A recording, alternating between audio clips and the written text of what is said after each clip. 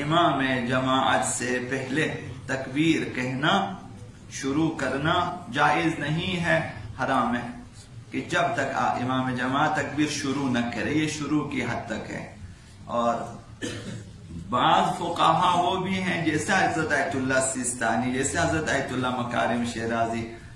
کہ جب تک امام کی تکبیر ختم نہ ہو وہ اپنی تکبیر ختم نہ کرے، امام سے پہلے شروع بھی نہ کرے، امام سے پہلے ختم بھی نہ کرے۔ تو تکبیر اس انداز میں شروع کرنا چاہیے کہ جب امام شروع کرے آپ شروع کریں، اور جب امام ختم ہو تو آپ کی تکبیر ختم ہو جائے۔ اس سے بہتر اور مستحب تر طریقہ یہ ہے کہ انتظار کریں کہ امام جماعت کی تکبیر ختم ہو جائے اور آپ تکبیر پڑھنا شروع کر دیں۔ یہ واقعی جماعت کی صفوں کے لیے بھی یہ مستحب ہے، اگرچہ ان کے لیے جائز ہے کہ جب پہلی صف میں سب یا آپ کے سامنے جو شخص ہے یا آپ کے دائیں طرف جو ہے یا آپ کے بائیں طرف جو ہے وہ اگر تکبیرۃ الاحرام کہنے کے لیے بالکل تیار ہو تو آپ ان سے پہلے بھی کہہ سکتے ہو، ان کے ساتھ بھی کہہ سکتے ہو۔ تو تکبیر میں یہ سلسلہ ہوتا ہے، کوئی فوتگی نہیں ہوتی ثواب کی، اور نہ کوئی کراہت ہے کہ بھائی امام نے تکبیر کہہ دیا اب میں پیچھے رہ گیا اب ہمارا ثواب کم ہو جائے گا، ایسا نہیں ہے۔ جلد بازی میں ممکن ہے کہ اصل جماعت باطل ہو جائے، اگر جان بوجھ کر امام سے پہلے تکبیر کہہ دے تو اصل متابعت نہ ہونے کے سبب جماعت خراب ہو جائے گی، لہذا انتظار کریں اور اطمینان کے ساتھ تکبیر پڑھیں کہ امام جماعت کی ہمیشہ مأمومین کے لیے، اب وہ بڑے ہیں یا چھوٹے ہیں نہیں معلوم، اب وہ اس کا مسئلہ نہیں ہے، جو بھی ہے بڑے چھوٹے سب کو چاہیے کہ توجہ رہے امام کے افعال کی طرف، افعال نماز کی طرف توجہ رہنا چاہیے، اور افعال نماز میں کے ساتھ تکبیرۃ الاحرام بھی شامل ہے، چونکہ اذکار نماز میں، اقوال نماز میں متابعت واجب نہیں ہے۔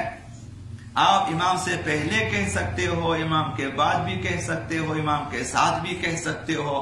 امام کے علاوہ بھی کہہ سکتے ہو، امام نے کچھ اور ذکر آپ کوئی اور ذکر پڑھیں، قنوت میں بھی اسی طرح سے ہے، لیکن تکبیرۃ الاحرام مستثنا ہے باقی اذکار میں، ذکر رکوع، ذکر سجود اور یہ ہے۔ تو ان میں تشہد سلام، تکبیرۃ الاحرام مستثنا ہے، تکبیر احرام امام سے پہلے شروع بھی نہ کرے، امام سے پہلے ختم بھی نہ کرے، یہ جو ہے واضح مسئلہ ہے اور قطعی یہ جو ہے۔ اور دوسرا مسئلہ تو یہ تکبیر میں بھی اگلی صف والے انتظار، جب تک امام سورہ حمد پڑھتا ہے، جب تک امام دوسرا سورہ پڑھتا ہے، آپ کے پاس ٹائم ہے، جلدی کس چیز کی ہے؟ آرام سے جب آپ یقین ہو جائے کہ سامنے والے نے تکبیر کہہ دیا وہ جماعت میں شامل ہے۔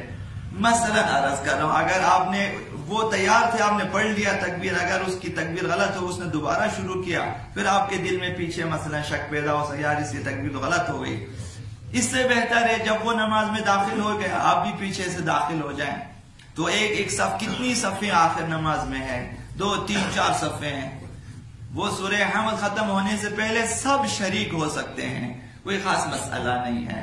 نماز میں اصل اطمینان ضروری ہے، یقین بہتر ہے کہ آپ یقین کی حالت میں نماز پڑھیں کہ میں نے سب کچھ صحیح انجام دی، یہ صحت نماز پہ توجہ رہیں، نہ کہ ثواب کسی کو نہیں معلوم کس کو کتنا ثواب ملتا ہے، یا اصلا خدا متعال کو معلوم ہے، ہم میں سے کسی کا بھی ثواب شاید برابر نہ ہو ایک دوسرے کے ساتھ، کسی کو 10% ہے، کسی کو 20%، کسی کو 100% نہیں معلوم۔ نماز صحیح ہونی چاہیے، یہ ہماری ذمہ داری ہے۔ تو یہ پہلا مسئلہ۔ دوسرا مسئلہ جو ہے وہ افعال نماز میں متابعت واجب ہے، افعال نماز میں قیام، قعود، رکوع، سجود، یہ افعال نماز ہے۔ قیام کھڑے ہونا، اور قعود بیٹھنا تشہد میں سجدے کے بعد مثلا، اور رکوع میں جانا، سجدے میں جانا، رکوع سے کھڑا ہونا، سجدے سے اٹھ جانا، یہ افعال نماز، ان میں متابعت امام واجب ہے۔ تو یہ عمومی غلطیاں آپ دیکھتے ہیں نماز جمعہ میں بھی اور باقی جماعتوں میں بھی، امام سے پہلے رکوع میں جانا،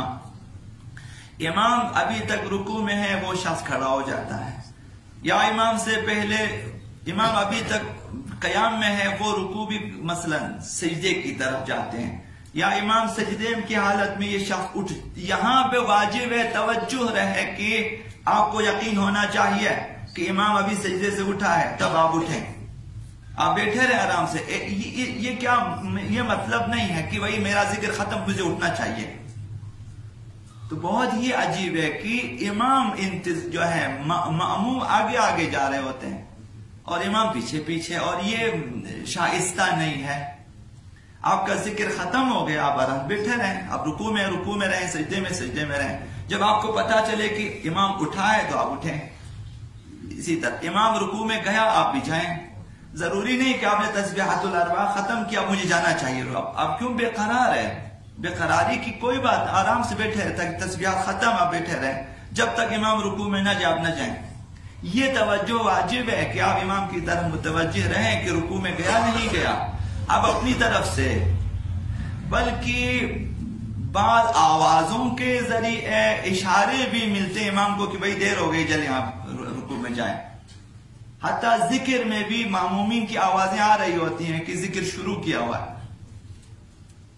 تو امام ابھی تک رکوع میں نہیں پہنچا، آپ مثلا معمومین رکوع میں، لہذا اطمینان کے ساتھ رہیں کہ امام جب آپ کا قیام میں ہے، امام جب تک قیام میں ہے آپ قیام میں رہیں، جب امام جائے رکوع میں اور آپ اس کے پیچھے جو رکوع میں جائیں،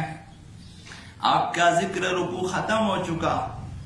ابھی امام نہیں اٹھا، نہ اٹھے، آرام بیٹھے رہیں آپ اسی رکوع کی حالت میں۔ واجب ہے یہ، جب امام اٹھے آپ کو پتا چلا کہ امام اٹھ چکا ہے، آپ اٹھیں۔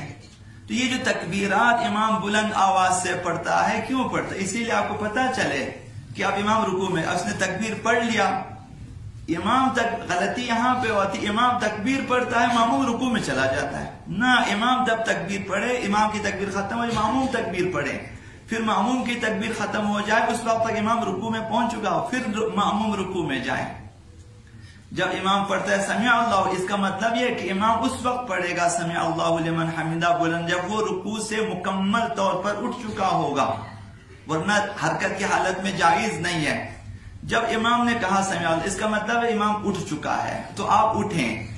قیام میں آ جائیں اور بدن کو ساکن کر دیں، اور اس کے بعد آپ پڑھیں سمع اللہ لمن حمدہ۔